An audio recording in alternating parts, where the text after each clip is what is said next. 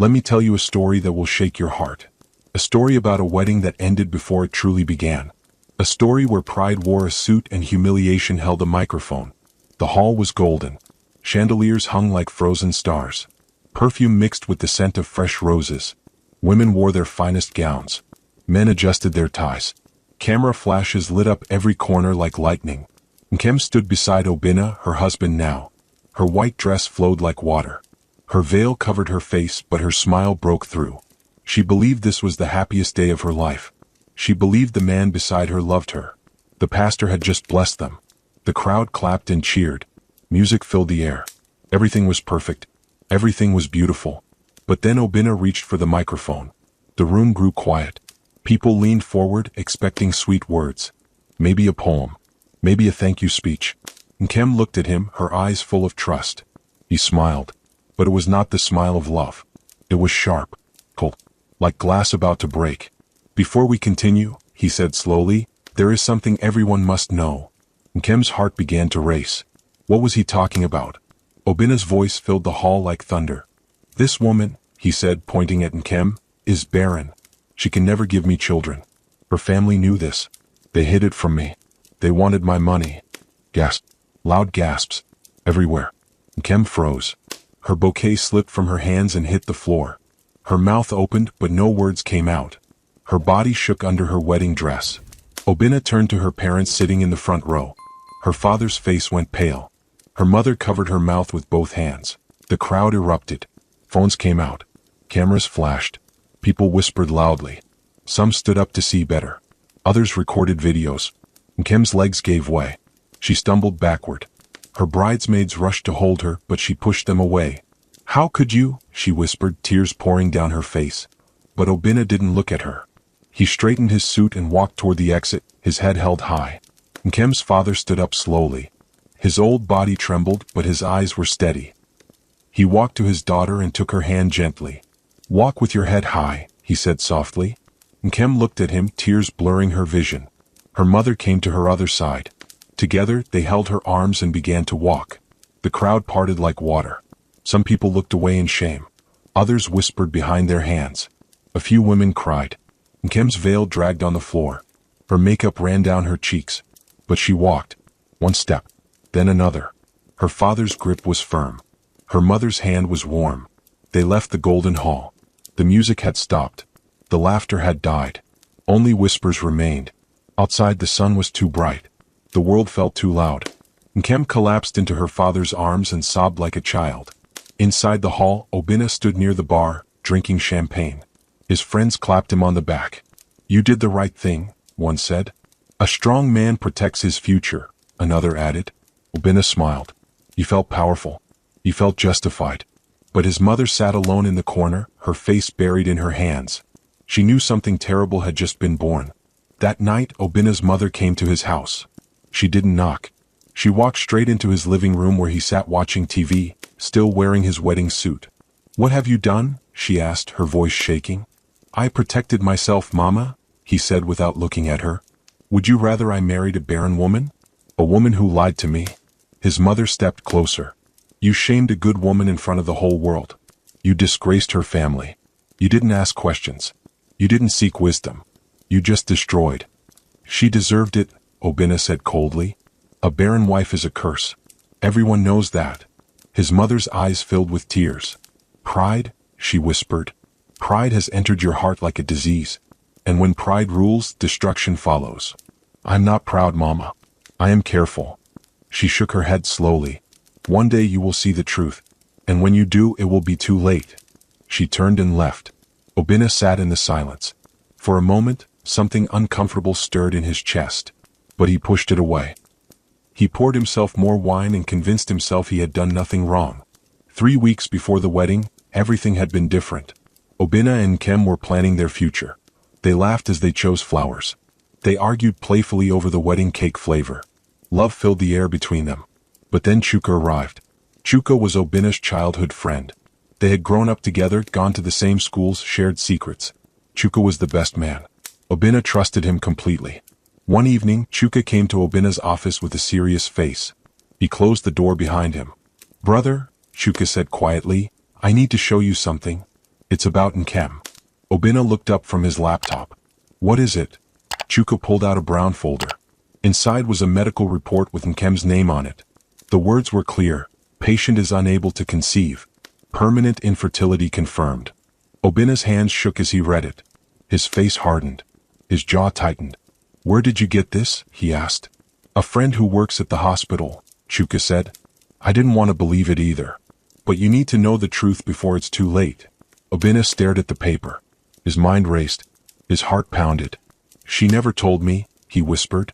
Chuka leaned closer, his voice like poison dripping slowly. Think about it, brother. She knows you want children. Every man wants children. Why would she hide this from you unless she had something to gain? Obina looked up. What do you mean? Your company is growing. Your contracts are worth millions. She's not stupid. If she marries you, she gets access to everything. And when you discover she can't give you a child, she'll play the victim. She'll take half of what you've built. Obina's face twisted with anger. She wouldn't do that. Nkem is a good woman. Good women don't lie about something this important, Chuka said smoothly. I'm telling you this because I love you like a brother. I don't want to see you destroyed. Obina sat back in his chair. The seeds of doubt had been planted. They took root quickly. That night he couldn't sleep. He kept thinking about the report, about Nkem's smile, about his future children who would never exist. The next morning he was colder to Nkem. She noticed but said nothing. She thought he was just stressed about the wedding. But inside Obina's heart, suspicion was growing like a weed. A week later, Obina was organizing papers when he found something strange. A folded document at the bottom of Nkem's bag. He opened it. It was a property deed. A small two-room house in her late aunt's name, now transferred to Nkem. Obina's hands trembled with rage. She lied, he whispered to himself. She told me her family was poor. She told me she had nothing. But she owns property? He called Chuka immediately. I told you, Chuka said when he heard the news. She's been playing you from the start. First, she hides that she's barren. Now you find out she has property she never mentioned? Brother, she's smarter than you think. Next thing, she'll find a way to own your company too. Obina paced his office like a caged animal. His pride was wounded. His ego was bruised. He felt like a fool. What should I do? He asked. Teach her a lesson, Chuka said quietly. Let her be embarrassed once. She'll never deceive another man again. That night, Obina made his decision. The wedding would go on, but it would end in a way no one expected. His mother came to him again, begging him to reconsider. But he wouldn't listen. Pride had become his god. The wedding day arrived. The golden hall. The flowers. The guests. Everything beautiful on the outside. But inside Obina's heart, there was only cold revenge. Nkem walked down the aisle, radiant and trusting. She didn't know that the man waiting for her had already decided to destroy her. The pastor blessed them. They exchanged rings. The crowd clapped. And then Obina took the microphone. Everything that happened next you already know. The accusation. The envelope. The gasps. The tears. Nkem's bouquet falling in slow motion. Her legs giving way. Her father taking her hand. Walk with your head high. They left together. Father. Mother. Daughter. Humiliated but not broken. Behind them, the hall buzzed with gossip. Phones recorded everything. The video would be online within the hour. By morning it would be trending. #barren bride. That's what they called her. Obina stood by the bar, surrounded by fake friends who praised his strength. But somewhere deep inside, beneath the pride and anger, a small voice whispered, "What have you done?" He silenced it with more wine. Outside, Nkem sat in her father's car, her wedding dress crumpled around her. She couldn't stop shaking. She couldn't stop crying. "Why?" she whispered. "Why?" 3 days later, Nkem disappeared. No one saw her leave. No one heard her goodbyes. She packed a small suitcase before dawn, left a note on the kitchen table, and slipped out of the house while her parents slept. Her father found the note at sunrise. It said only, "I need to heal where no one knows my name. Don't look for me. I will be okay." Her mother wept. Her father sat in silence, staring at the empty chair where his daughter used to sit for breakfast. Meanwhile, Lagos moved on. People talked about the scandal for a week, then found new gossip to feed on. Obina's business continued to grow. He signed new contracts. He threw parties. But at night, when he was alone, he sometimes thought about Nkem's face. The way it looked when he called her barren. The way her bouquet fell. The way she walked out with her head bowed. He pushed the thoughts away. She deserved it, he told himself again and again. But the thoughts kept coming back, like ghosts that wouldn't rest. Nkem, meanwhile, was on a bus heading south, toward the coast, toward a town called Akwit where no one knew her story, where she could breathe without shame following her like a shadow. Akwit was small and quiet. The sea hummed in the distance. Palm trees swayed gently. Life moved slowly here like honey pouring from a jar. Nkem rented a tiny room behind a bakery. The walls were thin. The bed was hard. But it was hers. The bakery owner, Mama Yuzo, was an old woman with kind eyes. She didn't ask questions.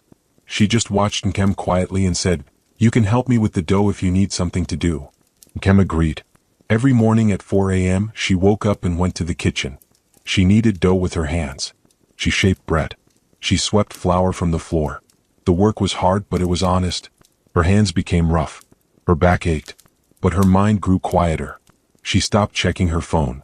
She stopped reading the comments online. She stopped crying every night. The sea breeze helped. The rhythm of simple work helped. The kindness of strangers who didn't know her story helped most of all. One morning, a man came to buy bread. He wore a white shirt and smiled easily. "Good morning," he said. "You're new here." "Yes," Nkem said quietly, not looking up. "I'm Dr. Kalechi. I work at the clinic down the road." "Nkem," she said. And that was all. Dr. Kalechi came back every morning. Always at the same time. Always with a kind word. He didn't push. He didn't pry. He just bought his bread and said things like, "The bread is especially good today," or, "I hope the work isn't too hard." Nkem began to notice him. The way he treated Mama Yuzo with respect. The way he paid extra when he knew the bakery was struggling. The way he helped carry heavy flour sacks without being asked. One day it rained heavily. Nkem stood under the bakery awning, watching the water pour down. She had no umbrella. Kalechi appeared beside her. "Let me give you a ride home," he said gently. "I live just behind the bakery," she replied. "Then let me walk you there. The rain is strong." He held his umbrella over her. They walked in silence. When they reached her door, she finally looked at him properly. "Thank you," she said. "You're welcome. And Nkem, whatever you're running from, I hope you find peace here." She froze. "How did you?" "I'm a doctor. I see pain every day. Yours is written all over your face. But you don't have to tell me anything. Just know that you're safe here." He turned and walked away into the rain. That night, Nkem cried again. But this time it was different. Not tears of shame. Tears of relief. Back in Lagos, Obina's company was thriving. He signed a contract with a Chinese firm worth 20 million naira. His office expanded. His staff doubled. Chuka was now his financial manager. He handled all the accounts, all the transfers, all the records. "You've made me very successful," Obina told him one evening. "I don't know what I'd do without you." Chuka smiled. "That's what brothers are for." But late one night, Obina's accountant, Mr. Obi, knocked on his door.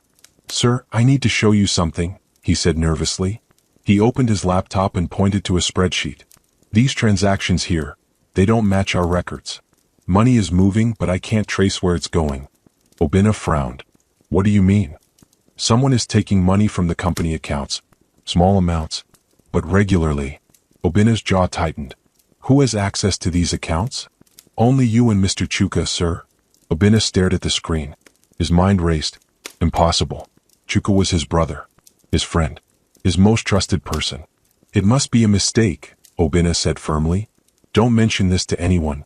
I'll handle it." Mr. Obi hesitated, then nodded and left. That night, Obina couldn't sleep. Questions buzzed in his head like angry bees. Months passed. Nkem's life in Akwit grew roots. Mama Yuzo taught her everything about baking. How to know when dough is ready. How to control the oven heat. How to make bread that brings people back every morning. Nkem saved her small wages. She stopped wearing her wedding ring but kept it in a small box under her bed. Not because she loved Obina anymore, but because it reminded her of what she survived. One day Mama Yuzo said, "You have good hands. You should start your own business." "I don't have enough money," Nkem replied. "Start small. I'll help you." With Mama Yuzo's blessing and a small loan, Nkem opened a tiny kiosk near the market. She sold bread, chin-chin, and meat pies. She hired 2 young girls from the neighborhood to help her. Business was slow at first, but word spread. Her bread was soft. Her prices were fair. Her smile, though quiet, was warm. Dr. Kalechi stopped by often. He helped her design a simple flyer. He told his patients about her kiosk. He made sure she had a proper license. Their friendship deepened. Not into romance yet, just into trust, into comfort. One evening, as they closed the kiosk together, Nkem said, "Why are you so kind to me?" Kelechi looked at her honestly. "Because I see someone fighting to rebuild. And I think that's the bravest thing in the world." Before we continue, I need to ask you something important. If you're enjoying this story right now, then please hit that subscribe button. Because we bring you powerful stories like this every 2 days. Stories that touch your heart, teach you lessons, and keep you on the edge of your seat. YouTube only shows our videos to subscribers first. So if you don't subscribe, you might miss the next incredible story. So go ahead, subscribe now. Your future self will thank you when the next story drops. Now let's continue. One afternoon, a man in a suit appeared at Nkem's kiosk. He wore sunglasses and carried a leather briefcase. "Are you Nkem?" he asked. Her heart stopped. "Who's asking?" "My name is Samuel. I'm a journalist from Lagos. I'm researching corporate fraud, and your ex-husband's company came up in my investigation." Nkem's hands trembled. "I don't want to talk about him. I understand.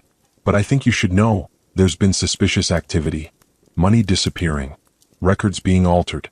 I believe someone close to him is stealing." "That's his business, not mine," Nkem said coldly. Samuel handed her his card. "If you change your mind, call me. The truth always finds its way to the light." He left.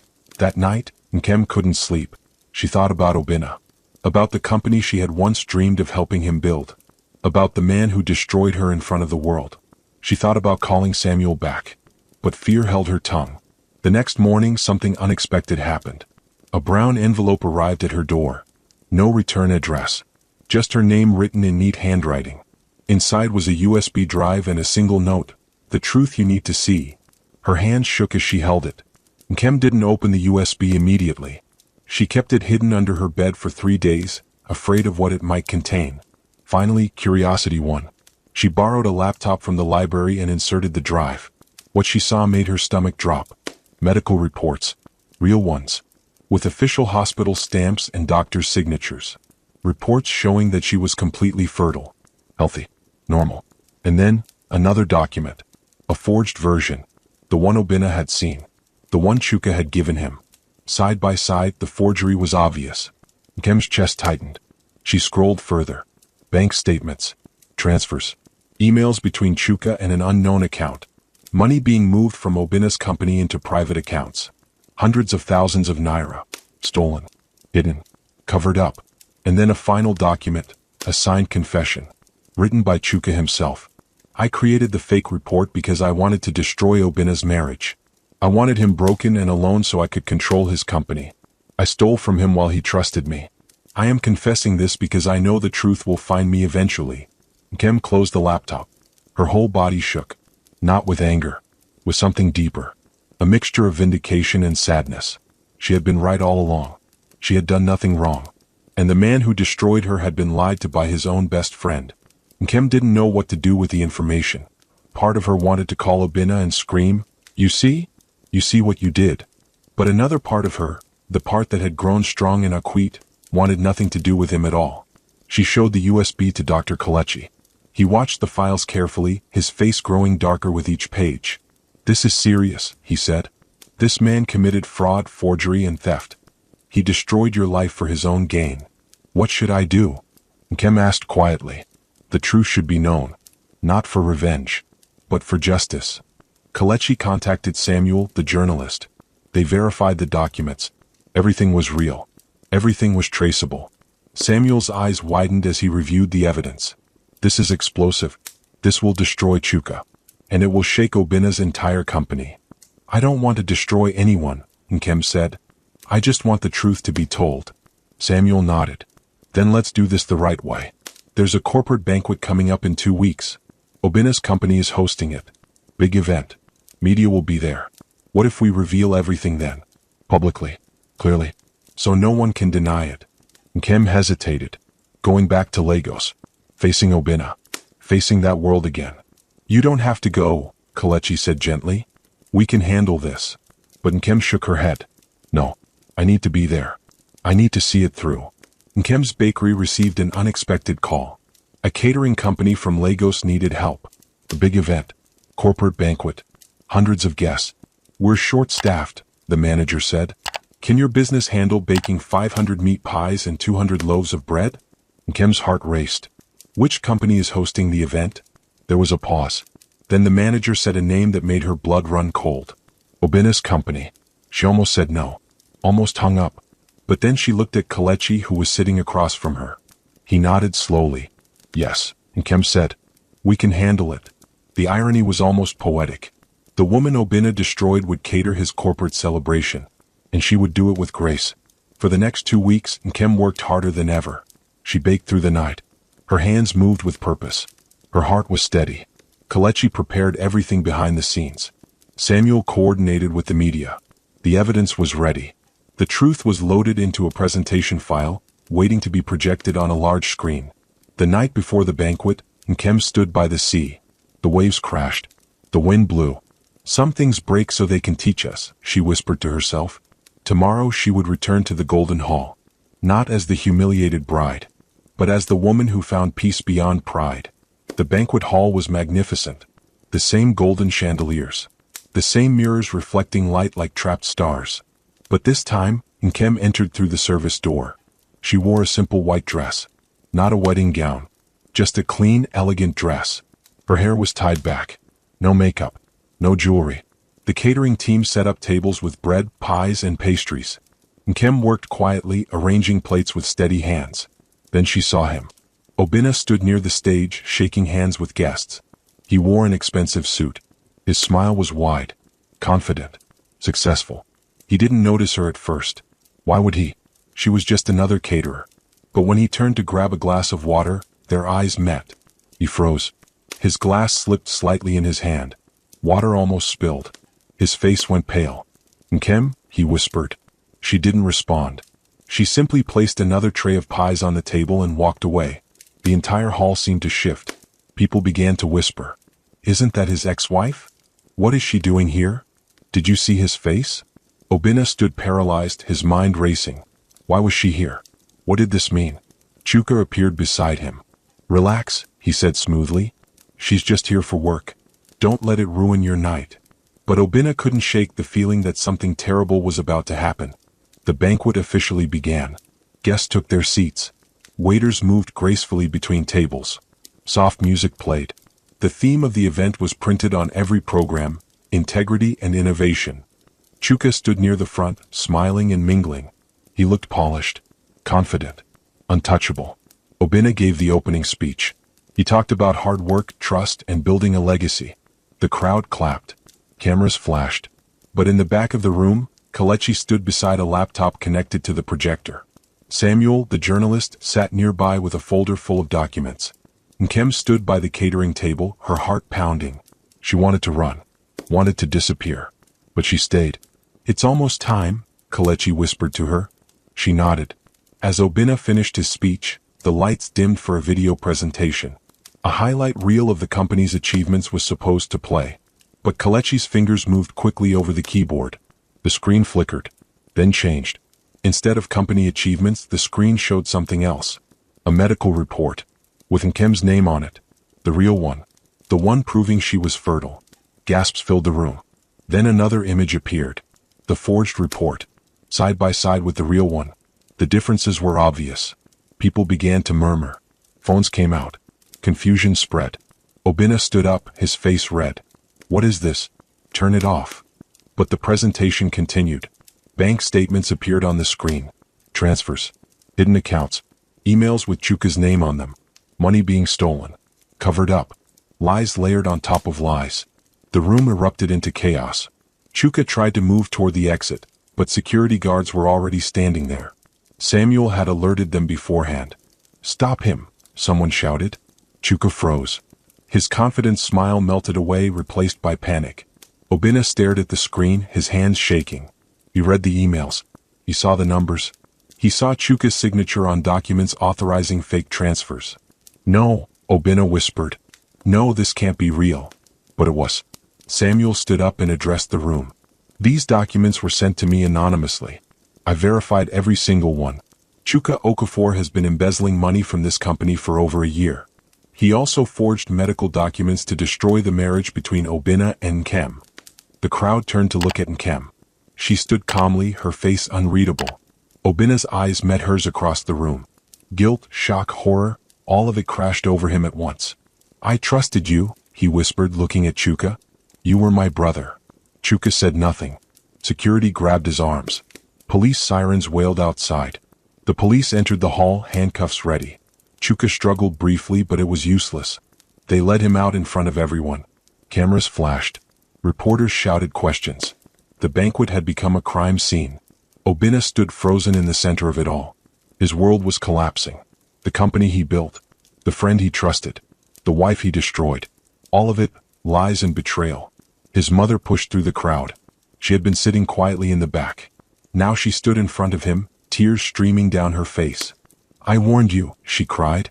"I told you pride would destroy you. But you wouldn't listen." Obinna's knees gave way. He sank into a chair, his head in his hands. Samuel approached with a microphone. "Mr. Obinna, do you have anything to say about these revelations?" Obinna looked up. His eyes were red. His voice was broken. "I was wrong," he whispered. "I was so wrong." He stood slowly and turned toward Nkem. The crowd parted as he walked toward her. She didn't move. Didn't run. She just stood there, calm as the sea. When he reached her, he fell to his knees. "Come, please, forgive me. I destroyed you. I believed lies. I let pride control me. Please, let's start again. Marry me. Truly this time." The hall fell silent. Every eye was on them. Nkem looked down at Obinna. His face was wet with tears. His hands were clasped together like he was praying. For a moment she said nothing. She just looked at him. The man who once stood tall and confident, now broken and begging. She thought about the wedding, the humiliation, the shame, the months of crying herself to sleep. She thought about Akwit, the sea, the bakery, the peace she had found. She thought about Kelechi, his kindness, his patience, his quiet strength. Then she spoke. Her voice was soft but clear. "Some things break so they can teach us," she said. "You broke me, Obinna. You shattered me in front of the world. And I spent months learning how to put myself back together." Obinna sobbed. I know. I'm so sorry." "I forgive you," Nkem continued. "I forgive you because holding on to anger only poisons me. I forgive you because I want to be free. But forgiveness doesn't mean I return to you." The crowd gasped quietly. "I built a new life. A peaceful life. A life where I am valued, respected, and loved. I won't trade that for a man who destroyed me once and might do it again." Obinna's face crumpled. "Please? I've changed. I'll be better. I'll spend my life making it up to you." Nkem shook her head gently. "You need to learn to love yourself before you can love anyone else." She turned and began to walk toward the exit. Kelechi met her at the door. He held out his hand. She took it. Together they walked out of the golden hall. The chandeliers reflected their silhouettes one last time. Outside, the night air was cool and clean. A car waited for them. Kelechi opened the door for Nkem. She paused and looked back at the hall. Inside, Obinna still knelt on the floor. Cameras surrounded him. Reporters fired questions. His empire, his pride, his lies, all crumbling at once. His mother knelt beside him, holding him as he wept. "You're free now," Kelechi said softly, bringing Nkem's attention back. She smiled. Not a triumphant smile. Not a bitter smile. Just a peaceful one. "Yes," she whispered. "I am." They drove away into the night. Back to Akwit. Back to the sea. Back to the life she had built with her own hands. Behind them, the city lights faded. Ahead, the road stretched out calm and open. Nkem leaned her head against the window and closed her eyes. No more tears. No more shame. No more waiting for someone else to define her worth. She was whole. She was strong. She was free. And that was the greatest victory of all. In the days that followed, the story spread everywhere. Newspapers carried headlines, "Corporate fraud exposed at gala event." "Groom's best man arrested for embezzlement and forgery." "The bride who walked away twice." Obinna's company suffered. Investors pulled out. Clients canceled contracts. The board held an emergency meeting and removed Obinna as CEO. He lost almost everything.